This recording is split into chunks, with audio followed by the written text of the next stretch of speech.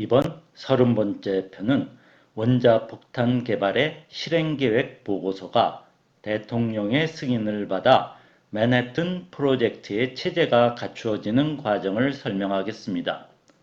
보고서의 승인으로 연구 단계에서 개발 단계로 넘어가게 되면서 맨해튼 프로젝트가 시작됩니다. 맨해튼 프로젝트를 총괄하면서 필요한 모든 자원의 제공은 육군 공병대가 맡게 되고 책임자로 그로브스 준장이 임명됩니다. 연구 개발에 참여하는 과학자들을 이끄는 인물로 오펜하이머가 임명되고 연구실 소재지가 뉴멕시코주 로스알라모스로 정해지면서 체제가 갖추어지게 됩니다. 페르미는 우라늄과 그래파이트 감속제로 이루어진 최초의 원자로 CP1을 제작하여 가동에 성공하여 핵 에너지를 얻을 수 있음을 보여주었고 플루토늄 제조의 길을 열게 됩니다. 1941년 10월 부시는 루즈벨트 대통령으로부터 원자폭탄 개발 추진을 승인받으면서 보고서의 제출을 요구받았습니다.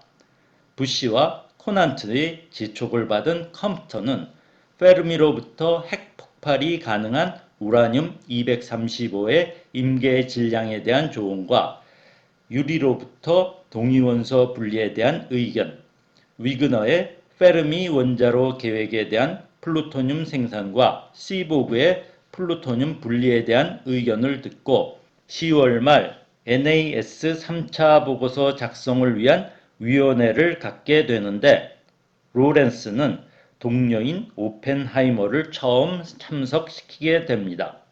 원폭 계획에 관심이 없던 오펜하이머는 이 회의를 계기로 원폭 계획에 관심을 갖게 되면서 참여하게 됩니다. 오펜하이머는 우라늄 235의 임계 질량 추정치를 100kg 정도로 예상하는데 페르미 예상치와 유사한 값이었고 개발된 폭탄은 비행기에 운반하여 투하할 수 있는 정도였습니다. 부시는 만드는 데 소요 시간과 비용을 검토하기 위하여 공학자들을 위원회에 추가합니다.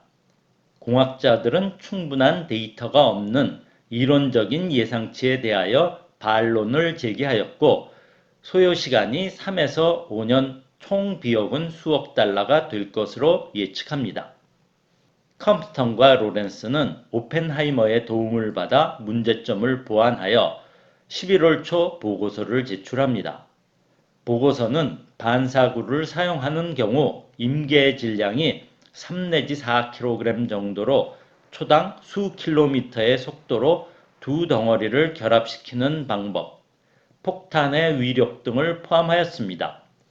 동위원소 분리 방법은 실패에 대비하여 가능한 몇 가지를 동시에 시도하는 병행 개발 원칙을 추천합니다. 이 보고서에는 페르미의 우라늄 그래파이트 연구와 플루토늄 관련 사항은 빠져 있었습니다.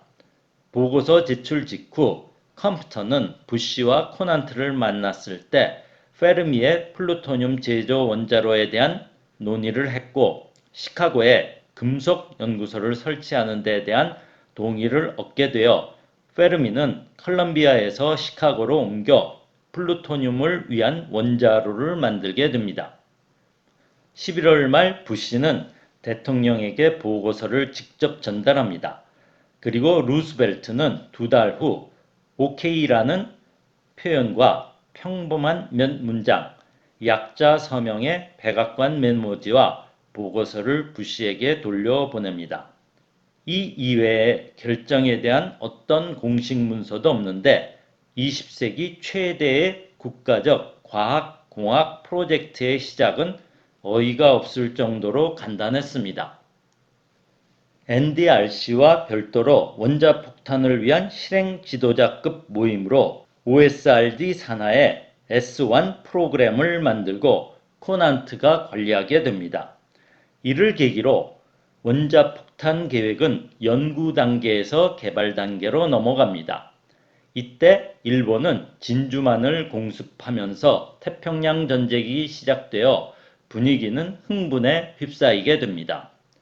컴퓨터는 프로그램의 구체적 계획서를 작성하여 부시에게 제출하고 프로그램을 이끌면서 지역에 흩어진 연구실은 맡은 일을 시작하는데 컬럼비아의 유리는 가스 확산법으로 우라늄 235 농축을, 버클리의 로렌스는 전자기적인 방법에 의한 우라늄 235 농축을, 스탠더드 오일 연구소장인 머피는 우라늄 235 농축의 원심분리법 개발을, 시카고의 컴퓨터는 이론 연구와 폭탄 설계의 책임을 맡게 됩니다. 1942년 시카고에서 진행되던 플루토늄을 위한 원자로 제작에서 학자들과 건설 실무진이 충돌하게 되는데 6월 말 부시는 문제점을 대통령에게 보고하고 개발 업무와 궁극적인 생산 업무를 OSRD와 육군 공병이 분담하는 방안에 대하여 승인을 얻게 됩니다. 육군은 공장을 짓고 운영을 맡게 됩니다. 공병사령관은 마샬 대령을 책임자로 선임하여 건설회사 스톤 앤 웹스터를 주계약자로 선임하게 됩니다. 개발 참여 과학자는 건설회사와 협력해서 연구를 진행시키게 되는데 건설회사는 전혀 생소한 과학자들의 요구를 이해하지 못하고 권위주의적인 조직 등의 문제가 생겨 가을까지 별 진척이 없게 됩니다. 공병대 책임자인 마셜 대령은 다른 일과 같이 추진하기에 이 업무에 대한 우선권이 없었습니다. 부시는 문제를 파악하여 부분적인 업무는 민간인에게 맡기되 활동적인 장교를 임명하여 그가 총괄 지휘하도록 하는 방안을 생각하고 육군 군수 총책임자 쏨모벨 장군과 상의하게 됩니다. 9월 중순 공병대 내 레슬리 그로브스 대령을 책임자로 임명하면서 준장으로 승진시킵니다. 그로브스는 미 육사 출신으로 워싱턴 대학을 졸업하고 MIT에서 공부한 후 육사에 진학하여 4등으로 졸업한 엘리트 엔지니어 군인이었습니다. 임명 당시 그로브스는 바로 전에 수행하던 업무에 일주일 예산에도 못 미치는 S1 프로그램 책임자가 되는 것에 대하여 매우 못마땅하게 생각하였다고 합니다. 군 사무실이 워싱턴뿐 아니라 맨해튼에도 있었기에 폭탄 프로젝트의 위장 명칭을 맨해튼 공병지구라 정했습니다.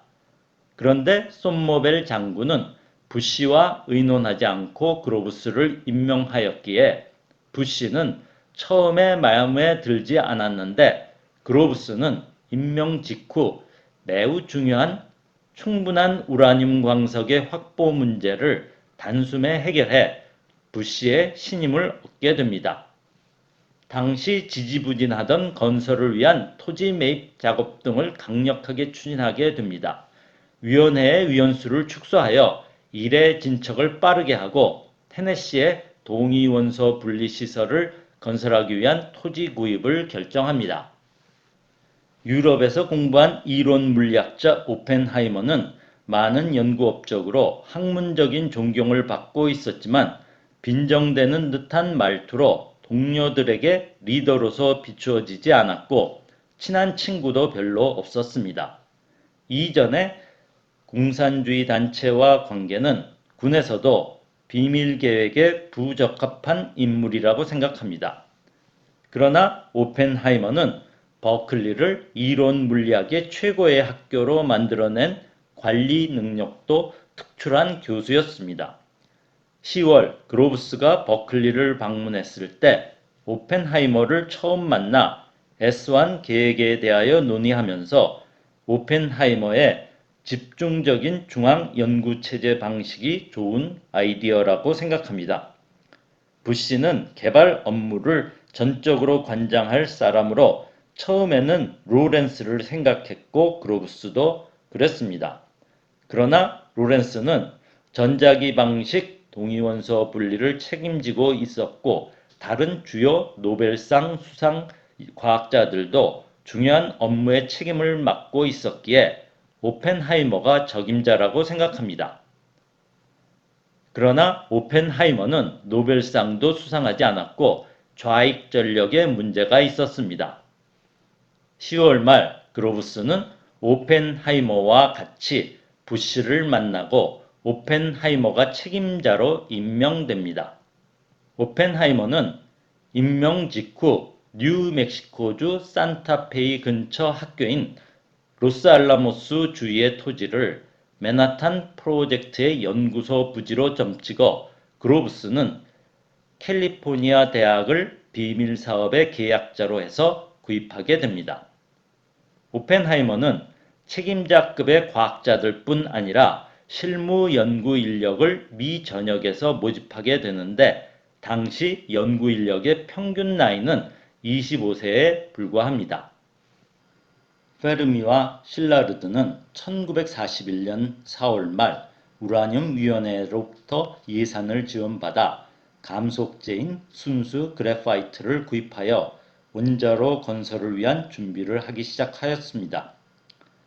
부시의 체제가 갖추어지면서 1942년 4월 시카고로 옮겨온 페르미는 금속연구소 내 실험 원자로 건설을 시작하고 동시에 시보그도 시카고에서 플루토늄의 성질과 분리를 위한 연구를 하게 됩니다. 페르미는 원자로 내의 연쇄 반응에 필요한 여러 조건들을 세심하게 조절하며 개선해 나가는데 8월 중순 연쇄 반응의 조건을 만족시키는 데이터를 얻기 시작합니다. 연쇄 반응 조건을 만족시키는 원자로를 건설하는 문제에 대하여 책임자인 컴퓨터는 어마어마한 양의 우라늄을 포함하고 있는 파일 내의 연쇄 반응이 제어가 안되면 일어날 수 있는 재앙에 대한 우려 때문에 페르미에게 제어 가능성에 대한 분석을 요구합니다.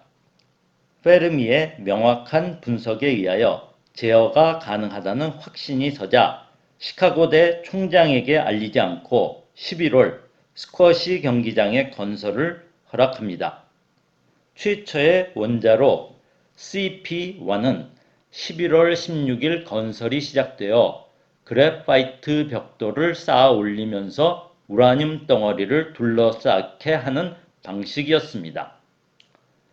12월 1일 57층을 쌓아 올리자 연쇄 반응 조건이 만족되었는데 높이가 6.1m, 최대 폭이 7.6m의 달걀 모양이 되었습니다. 페르미는 컴프턴, 실라르드, 위그너 등 학자와 원자로를 건설할 듀퐁사의 핵심 관계자들이 보는 가운데 제어봉을 조절하여 4분 30초 동안 0.5와트 출력을 가동시켰습니다. 인류 최초의 핵 에너지 생산의 순간이었습니다. 위그너는 시카고를 뒤져 구해온 이탈리아산 키안티 와인을 나누어 마시고 병을 싼 종이에 페르미를 비롯하여 기념 사인을 했습니다. 컴퓨터는 코난트에 전화를 걸어 이탈리아인 항해사가 방금 신세계에 상륙했다는 것을 알면 흥미가 있을 것입니다. 라고 알렸습니다. 코난트는 흥분해서 그래요?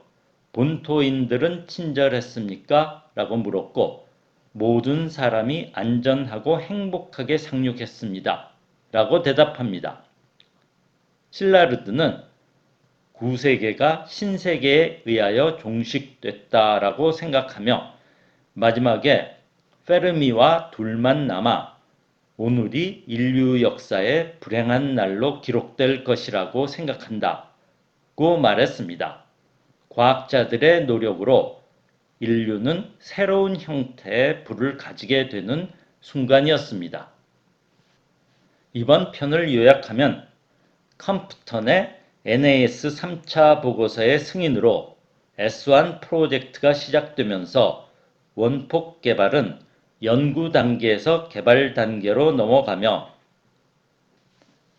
과학자들이 참여하는 연구개발 업무는 오펜하이머가 책임자가 되어 이끌며 전체적인 지원과 총괄은 육군 공병대 그로브스 준장이 맡게 되어 맨해튼 프로젝트의 체계가 갖추어집니다. 페르미는 시카고의 금속연구소에 최초의 원자로 CP1을 설치하여 작동시켜 핵 에너지를 얻는 데 성공합니다. 다음 강의는 맨해튼 프로젝트가 진행되면서 주요 시설의 건설과 마주치는 중요한 기술적인 문제를 해결해 나가며 원폭 개발에 다가가는 과정을 설명하겠습니다.